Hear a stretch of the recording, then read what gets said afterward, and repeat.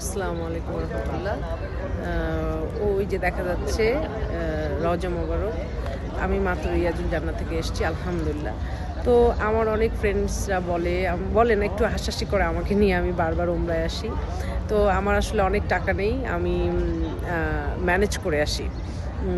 তো এইখানে এই যে দেখেন রিয়াজুল জান্নাত, তারপর রওজা মোবারক, আপনি রাসূলকে নিজে খুব কাছে থেকে ফিল করছেন।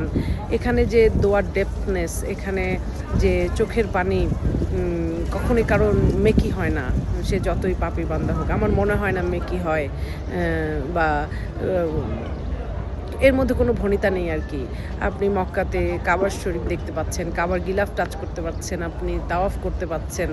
যে দোয়ার পাওয়ার, যে চোখের পানি অনর্গল আপনার পড়তে থাকে, তো এগুলো তো অভিনয় হয় না। তো এই দোয়া কি আল্লাহ বিফলে যাবে বলেন?